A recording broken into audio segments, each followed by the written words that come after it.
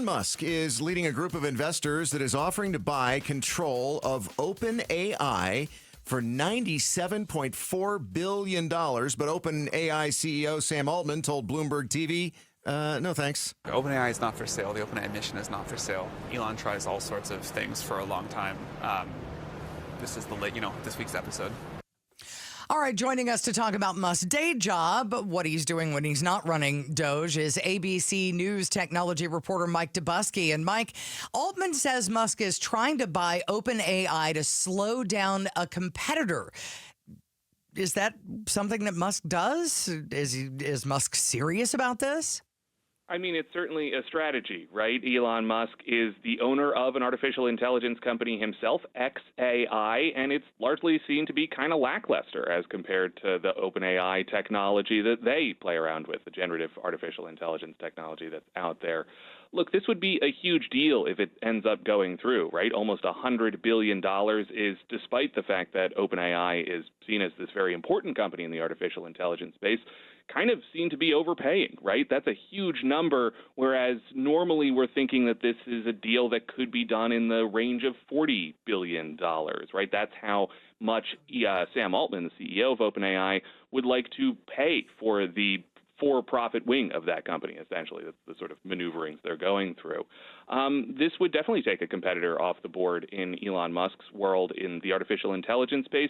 Potentially, he's thinking this could spread and be something that he could take off the board in some of the other companies, the other industries that he plays in, automotive, space technology, that type of thing. However, given that Sam Altman pretty shortly shut him down in this negotiation, it's kind of unclear whether it's going to go anywhere. And I think ultimately what we should look at here is this is a headache for Sam Altman at a time when his company is facing a number of existential threats. He's being sued by Elon Musk himself for reneging on his company's original contract. He's being sued by the New York Times for copyright infringement questions. None of his products are yet profitable, yet he is dumping, sometimes to the tune of tens to hundreds of billions of dollars into, computer infrastructure projects. So this is just another headache for one of the most prominent figures in Silicon Valley. Altman did have kind of an interesting counter proposal, didn't he?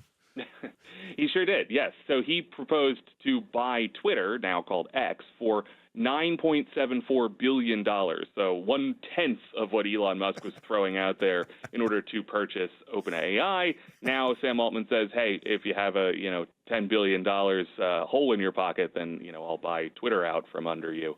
That also does not seem to be going anywhere because Elon Musk replied to that tweet saying that he was a swindler. So it is some back and forth now happening, on social media with some of the most wealthy and some of the most leading, artificial intelligence figures that are out there.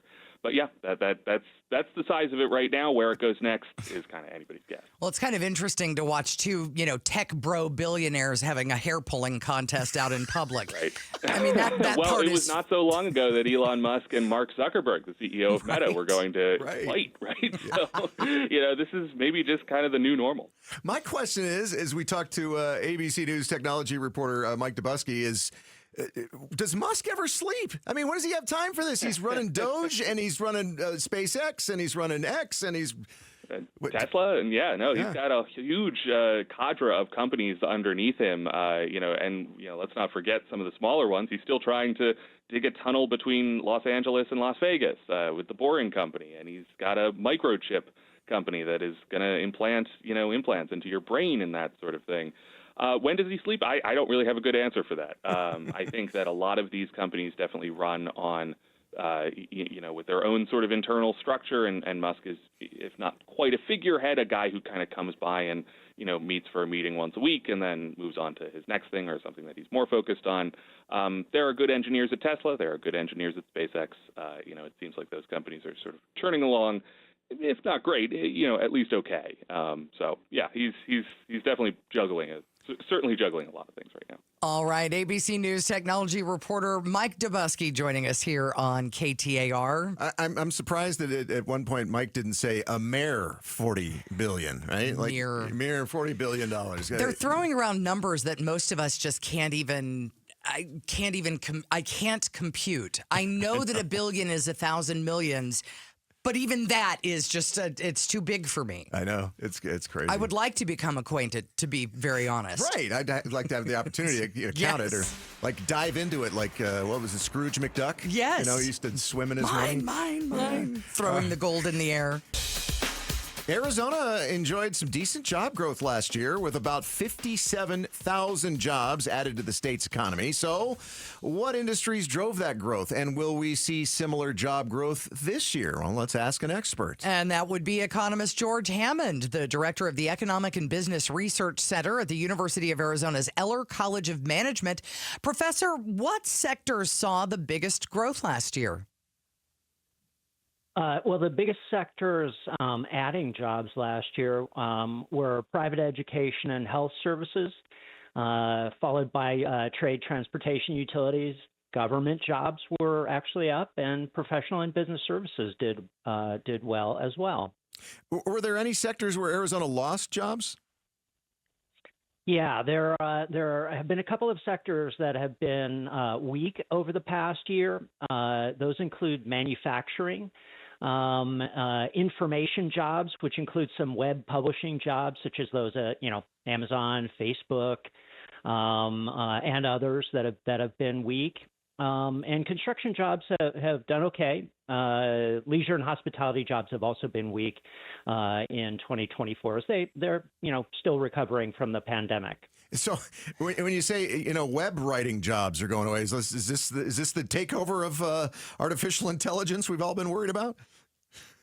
Well, that's coming. Right. But the weakness over the past year is just a reaction to the huge amount of hiring that was done during the pandemic. Gotcha. They're kind of renormalizing at the moment. So let's talk about, the jobs in the valleys. Which sectors pay the best and which saw the biggest wage growth? Just asking for a friend. Sure. Well, information jobs, because they include some of those high-paying software or web publishing jobs, do the best. Manufacturing jobs also pay fairly well. Financial activities jobs do well. So your banker, your insurance agent, even real estate agents are included there.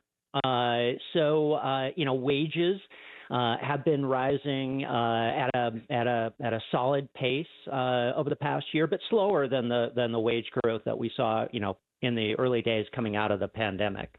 But we're beating the nation overall in a lot of areas. Like when it comes to inflation, we have a better inflation rate than the country overall. We have a better unemployment rate than the country overall. And are we seeing better wage growth than the country overall, Professor? The wage growth has come down to about the national average.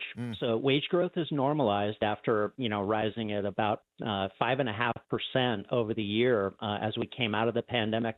We're now down into the, 2 to it's kind of that 3% range. National wage growth is a tiny bit faster. Kind of what's driving that is Arizona adds residents at a faster pace than we see for the U.S. overall. So that adds more people looking for jobs and taking jobs, and that puts a little bit of downward pressure on wage growth. So if you could put your prognosticator hat on, what kind of jobs can we expect to see the biggest growth in this year here in Arizona? I think healthcare jobs are going to continue to generate strong job growth. I think trade, transportation, and utilities will do well. Professional and business services, which includes things like call center jobs, engineering and management services, accountants, lawyers would also be there. I think manufacturing jobs are going to start to recover over the next couple of years as we see the large numbers of manufacturing jobs related to the semiconductor chip plants really start to hit and drive that sector up. We are talking with George Hammond, the director of the Economic and Business Research Center at the U of A's Eller College of Management. Do you have any concerns with how Donald Trump's economic policies affect Arizona's economy, or do you see them generally as positives, or is it a mixed bag for you? For tariffs, it's a bit of a mixed bag, particularly tariffs on Canada and Mexico. The impact of tariffs tend to drive up prices. It tends to make producers in Arizona who import goods from Mexico and Canada, makes them less competitive.